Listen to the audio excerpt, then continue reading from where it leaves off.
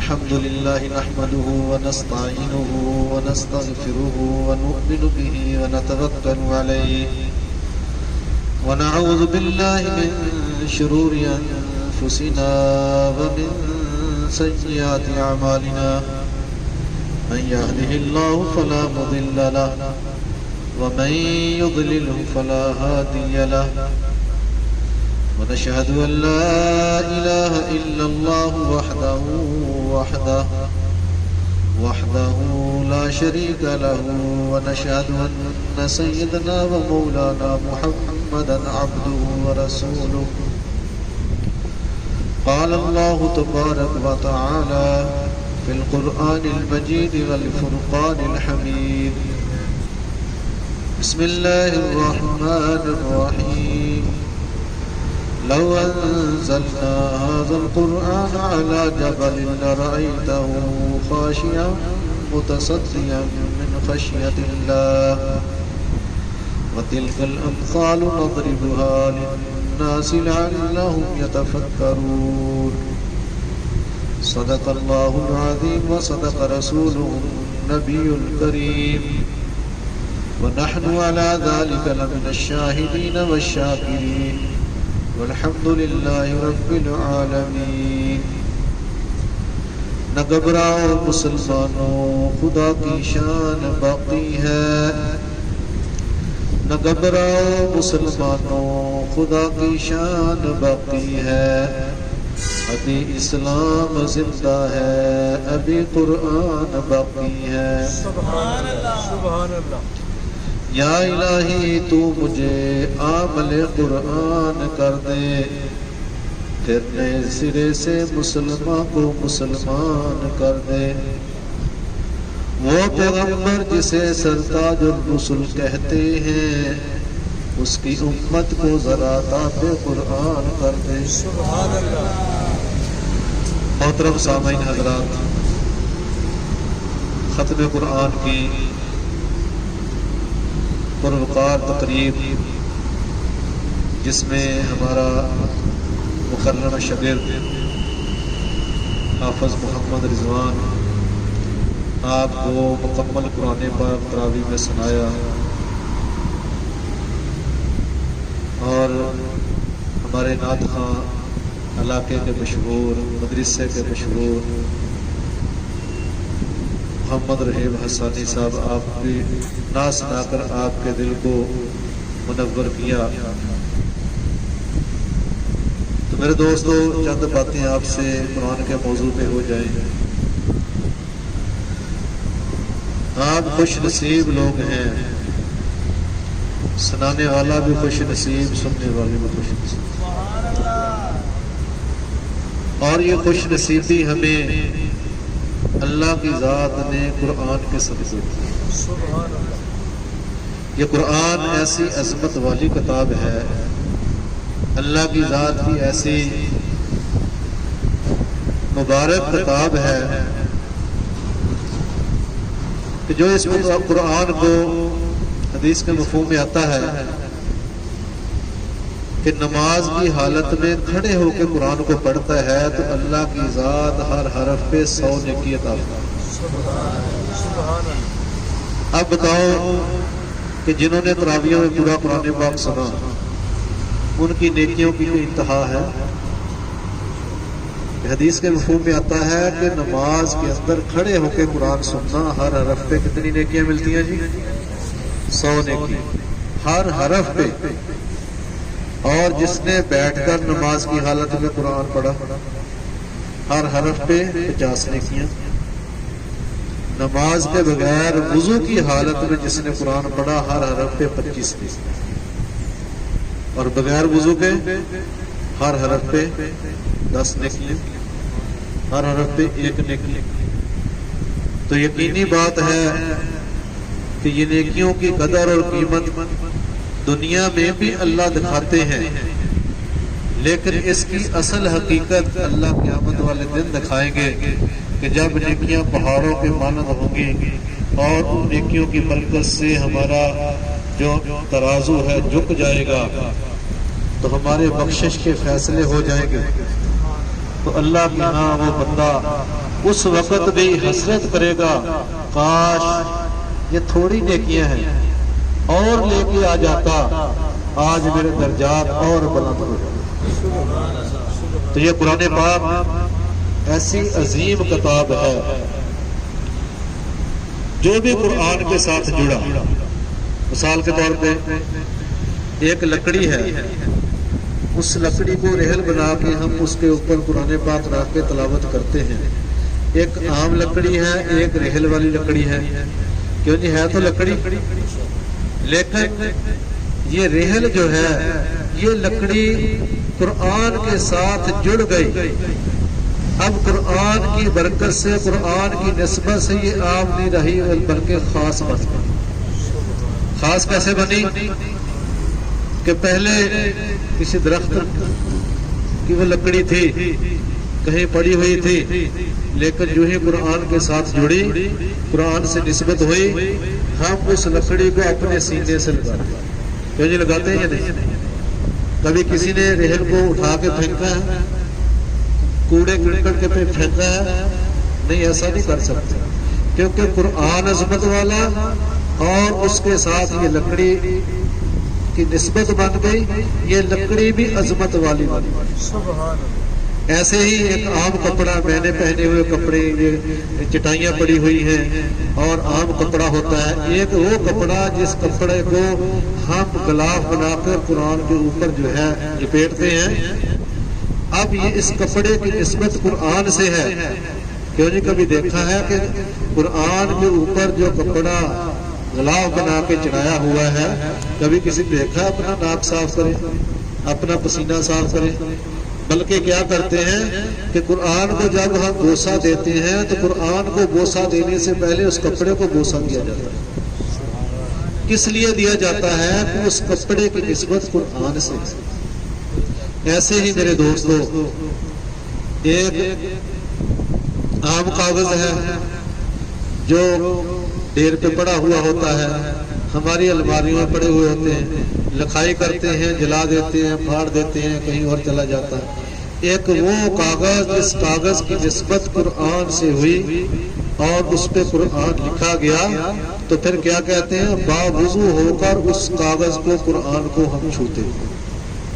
سعادت کے لیے، نعمت کے طور پہ، اپنی نیکیوں کے لیے کہ یہ اللہ کی ذات کا خاص کلام ہے، اس کاغذ کی نسبت قرآن سے ہے، اب یہ قرآن بھی اعلیٰ ہے۔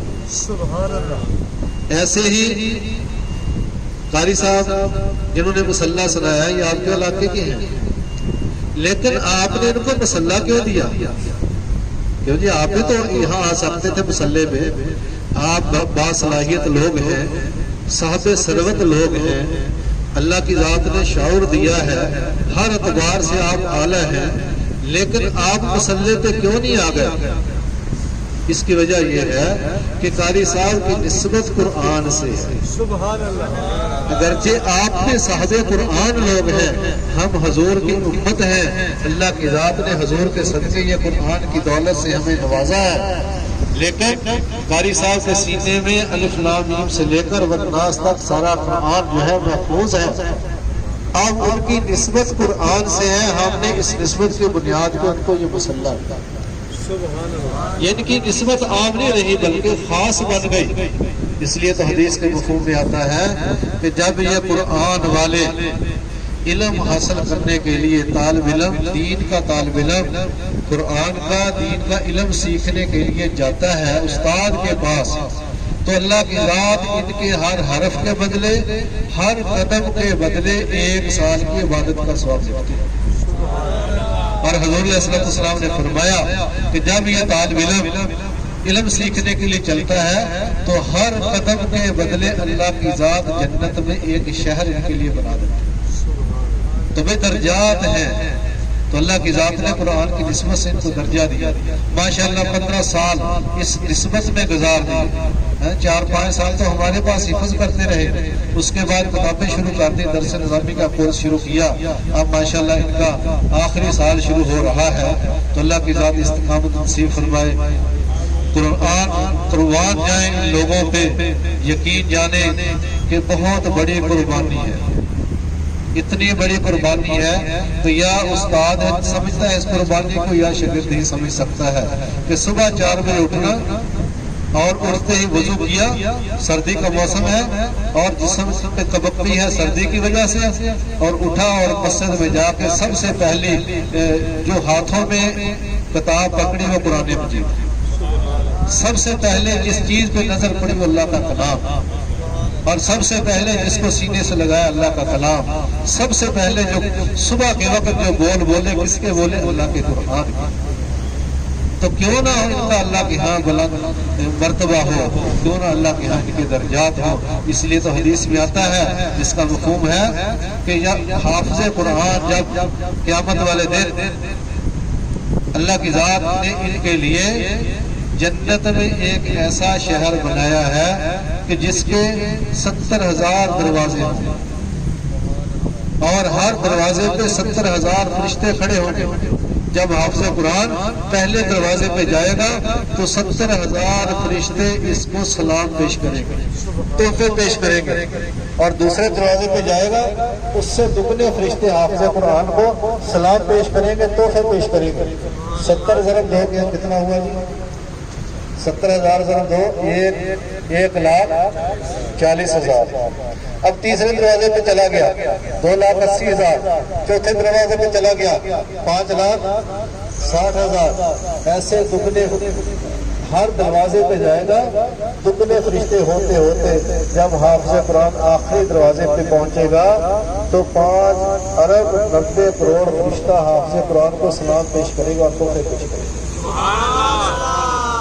جس بندے نے، جس ایمان والے بندے نے اپنے بیٹے کو قرآن پاک پڑھایا، حدیث کے مفہوم میں آتا ہے کہ اللہ کی ذات اس کے والدین کے اگلے پچھلے گناہ معاف کر، اور قیامت والے دن ایک تاج پہنایا جائے گا جس کی روشنی اتنی ہوگی کہ سورج کی روشنی اس تاج کے سامنے کوئی حیثیت نہیں رکھے، اتنی زیادہ روشنی والا۔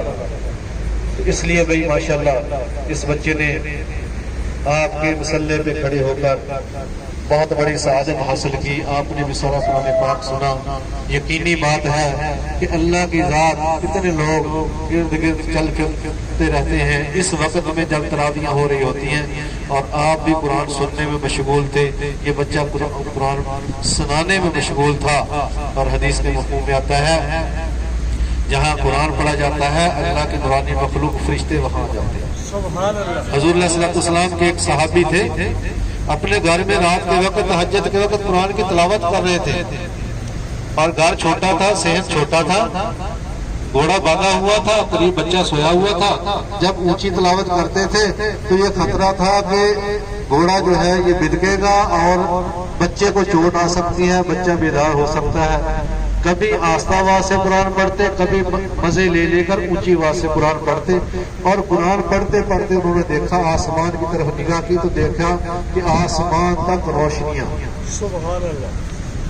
اب صبح کی نماز سے فارغ ہو کر حضور علیہ السلام کی خدمت میں حاضر ہوئے صحابی، یا رسول اللہ صلی اللہ علیہ وسلم، رات کے وقت میں قرآن کی تلاوت کر رہا تھا، میں نے آسمان پہ روشنیاں دیکھی، کیا ماجرا تھا؟ اللہ کے محبوب علیہ السلام نے فرمایا، اے میرے صحابی، فرشتے تیرا قرآن سننے کے لیے آئے ہوئے۔ تو وہ جہاں قرآن کی مجلس ہوتی ہے، قرآن پڑھا جاتا ہے، وہاں کیا ہوتا ہے؟ اللہ کی نورانی مخلوق، اللہ کے فرشتے اتر آتے ہیں۔ تو بھئی آپ بڑے سعادت مند لوگ ہیں، آپ بڑے خوش نصیب لوگ ہیں، اور یہ تو مہینہ ہی ایسا بابرکت مہینہ ہے، رمضان المبارک کا مہینہ کتنا بابرکت مہینہ ہے۔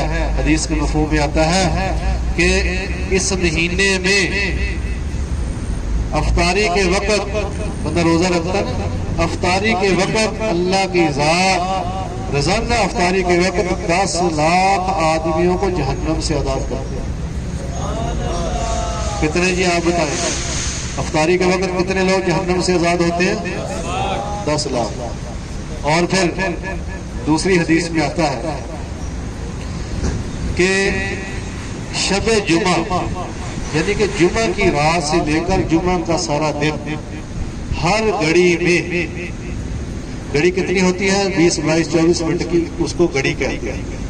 ہر گھڑی میں شب جمعہ سے لے کر جمعہ کا سارا دن، ہر گھڑی میں اللہ کی ذات 10 لاکھ بندوں کو جہنم سے آزاد کرتے ہیں۔ روزانہ افطاری کے وقت 10 لاکھ بندے جہنم سے آزاد ہوئے، شب جمعہ اور جمعے کے دن ہر گھڑی میں 10 لاکھ بندے جہنم سے آزاد ہوئے، اور اسی اعتبار سے شب جمعہ، جمعہ کا دن اور روزانہ 30 روزوں کے دورانیے میں آخری روزے تک حدیث کے مفہوم میں آتا ہے کہ جتنے بندے جہنم سے پورے مہینے میں آزاد ہوئے، آخری رمضان المبارک کی شب کو اللہ کی ذات اس کے بقدر ہی جہنم سے اپنے بندوں کو آزاد کرتا ہے۔ تو میرے دوستو، مبارک ایسا مبارک مہینہ ہے، یقین جانو اللہ کے نبی علیہ السلام کی حدیث مبارکہ، حدیث نمبر یاد آ گئی، سنا دو؟ تھک تو نہیں گئے؟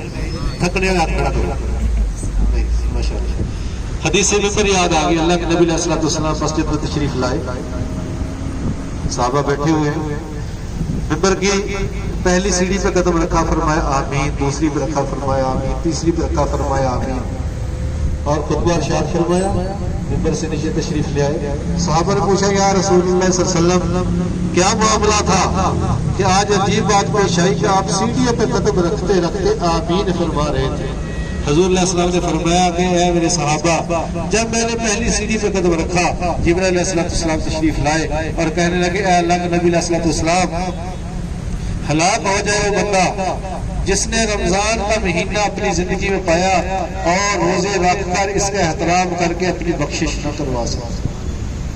جب میں نے دوسری سیڑھی پہ قدم رکھا تو جبرائیل علیہ السلام نے فرمایا یا رسول اللہ صلی اللہ علیہ وسلم، ہلاک ہو جائے وہ بندہ جس نے آپ کا نام نامی اسم گرامی محمد صلی اللہ علیہ وسلم محمد نام سنا اور آپ کی ذات پہ درود نہ بھیجا، وہ بھی ہلاک ہو گیا۔ اور فرمایا کہ جب میں نے تیسری سیڑھی پہ قدم رکھا تو جبرائیل علیہ السلام نے فرمایا یا رسول اللہ صلی اللہ علیہ وسلم، ہلاک ہو جائے وہ بندہ جس نے اپنے والدین یا دونوں میں سے ایک کی خدمت کر کے جنت نہ حاصل کر لی، وہ بھی ہلاک ہو جائے۔ حضور علیہ السلام نے فرمایا آمین آمین آمین، یعنی کہ بد دعا دینے والے جبرائیل امین اور حضور اس میں آمین کہہ رہے ہیں۔ تو بدبخت ہے وہ بندہ جس نے رمضان مبارک مہینے کو پایا اور روزے نہ رکھے۔ کیوں جی مشکل تھے روزے؟ کتنے آسان تھے۔ میں قسم کھا کے کہتا ہوں کہ سارا دن روزے کی حالت میں جو مزہ آتا تھا پورا سال میں مزہ نہیں آتا، اور افطاری کے وقت جو مزہ آتا تھا کھانے اور پینے کا سارا سال وہ مزہ نہیں آتا۔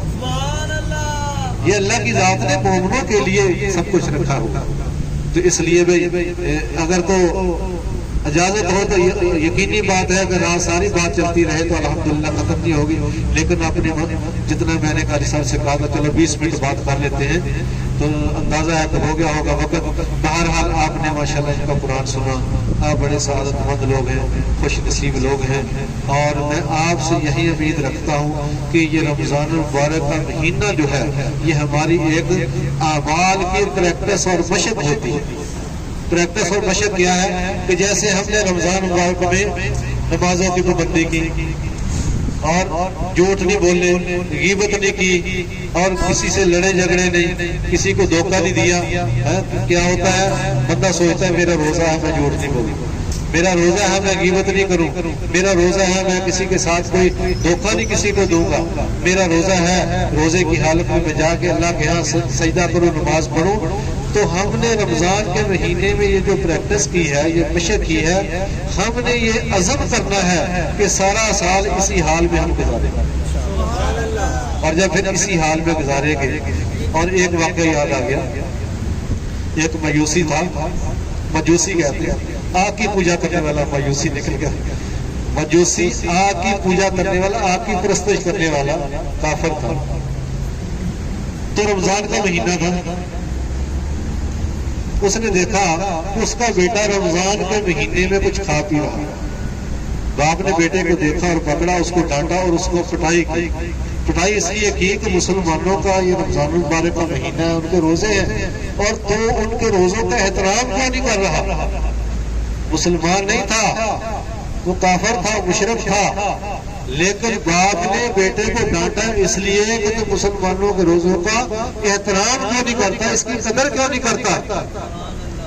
اب ایک ہفتے بعد وہ باپ فوت ہو گیا۔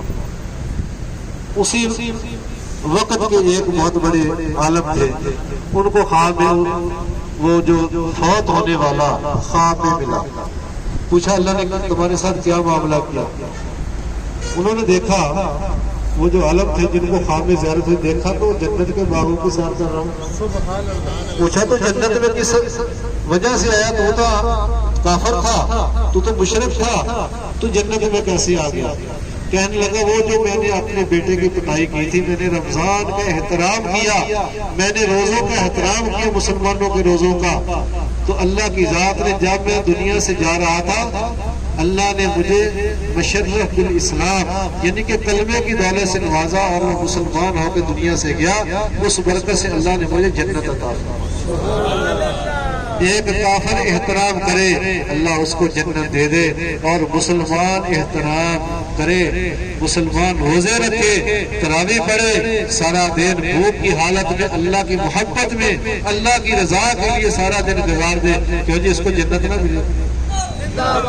بہت بڑی جنت عطا فرمائے، یقینی بات۔ تو الحمدللہ آپ نے جو چھوٹی سی محفل سجائی اور جو میں نے آپ سے بات کی کہ انشاءاللہ سالہ ہر سال ہم نے اسی مزاج میں گزارنا ہے۔ سب سے پہلے نمبر پہ کسی حال میں ہماری نماز گزارنا بہت بڑا حکم ہے، بہت بڑا حکم ہے۔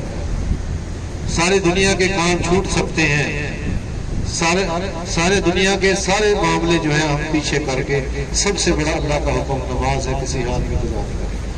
چلو ایک حدیث یاد آئی، وہ بھی سنا دیتے ہیں۔ اللہ کے حبیب علیہ السلام کے پاس ایک دیہاتی آدمی آیا، کہنے لگا یا رسول اللہ صلی اللہ علیہ وسلم، مجلس میں آ کے بیٹھا، حضور کے چہرے کی زیارت ہوئی، اور زیارت ہوتے ہی کہنے لگا کہ یہ تو کسی جھوٹے کا چہرہ نہیں ہو سکتا، یہ تو سچے کا چہرہ ہے۔ جو ہی زیارت ہوئی اس نے کہا اللہ کے نبی مجھے کلمہ پڑھا دیا۔ کلمہ پڑھا، کلمہ پڑھنے کے بعد کہنے لگا کہ مجھے اسلام سکھا دیجئے کہ دین کیا ہے، اسلام کیا ہے۔ حضور علیہ السلام نے فرمایا کہ اب تو میرا صحابی ہے، تو نے کلمہ پڑھ لیا، تو کلمہ پڑھنے کے بعد اب تجھ پہ جو ہے اللہ کے احکامات ضروری ہیں، فرض ہے۔ اب تو نماز پڑھا کر، وقت ہو تو نفل پڑھ لیا کر، اگر وقت نہ ہو تو نفل نہ پڑھی، لیکن فرائض کو کسی حال میں نہیں چھوڑ، فرض نماز کو کسی حال میں نہیں چھوڑ۔ پھر حضور علیہ السلام نے فرمایا کہ رمضان کا مہینہ آئے تو فرض روزے کسی حال میں نہیں چھوڑنے، اللہ توفیق دے تو نفلی روزے بھی رکھ لیا کر۔ فرمایا کہ اگر اللہ تجھے مال دے تو ہر حال میں تجھے زکوٰۃ ادا کرنی ہے، ہاں اگر اللہ توفیق دے صدقہ بھی دیا کر، ہاں اگر اللہ تجھے صاحب ثروت بنا دے، تجھے مال دے، تجھے حج کسی حال میں ترک نہیں کرنا، ہاں اگر اللہ کی ذات تجھے توفیق دے تو تو عمرہ بھی کرتا رہا کر۔ وہ صحابی کہنے لگے، وہ دیہاتی کہنے لگا اللہ کے نبی علیہ السلام میں مزدور بندہ ہوں، میرے پاس وقت اتنا ہے، البتہ میں کسی حال میں فرض نماز نہیں چھوڑوں گا، نفلوں کا میں وعدہ نہیں کرتا، فرض روزے کسی حال میں نہیں چھوڑوں گا، اور نفل روزے کو میں وعدہ نہیں کرتا، زکوٰۃ میں ہر حال میں ادا کروں گا، میں صدقے کا وعدہ نہیں کرتا، ایسے ہی حج میں ہر حال میں ادا کروں گا، اگر اللہ مجھے مال دے تو میں عمرے کا وعدہ نہیں کرتا۔ اللہ کے نبی علیہ السلام نے صحابہ سے فرمایا اے میرے صحابہ، دنیا میں اگر کسی نے کسی جنتی کو دیکھنا تو اس کو دیکھنا، کیوں بھی مشکل ہے، بڑا آسان کام ہے، آسان کام، سارے دن کی تھکاوٹ دور ہو جاتی ہے جب بندہ نماز پڑھتا ہے۔ اور فرمایا نماز کی حالت میں اللہ کی ذات کہتے ہیں کیا میرے بندے تیرا سر سجدے میں ہے ایسے جیسے میرے قدموں میں۔ تو اس لیے بھائی ہم نے نمازوں کی پابندی کرنی ہے، اعمال کی پابندی کرنی ہے۔ جس کو قرآن صحیح نہیں آتا وہ قاری صاحب سے قرآن سیکھنا شروع کر دے، اور الحمدللہ اس مزاج میں زندگی گزرے گی تو آخری وقت ہمارا خاتمہ ایمان کی حالت میں ہوگا تو اللہ کی ذات ایسی اتنی بڑی جنت عطا فرمائیں گے جس کے لیے جس کے بارے میں فرمایا لا عین رأت ولا اذن سمعت ولا خطر فی قلب بشر کہ اللہ وہ جنت دیں گے کہ جس جنت کی نعمتوں کو لا عین رأت کسی آنکھ نے دیکھا نہیں، کسی کان نے سنا نہیں، کسی کے دل پر کھٹکا تک گمان تک نہیں گزرا کہ ایسی جنت کی نعمتیں کیوں جی سب کا عزم ہے جب انشاءاللہ۔ وآخر دعوانا ان الحمدللہ رب العالمین۔ اللہ کی ذات آپ کا بیٹھنا قبول فرمائے، آپ کا سننا قبول فرمائے، بچوں کا سنانا قبول فرمائے، آپ کا قرآن سننا اللہ قبول فرمائے۔ اس حافظ رضوان صاحب کا قرآن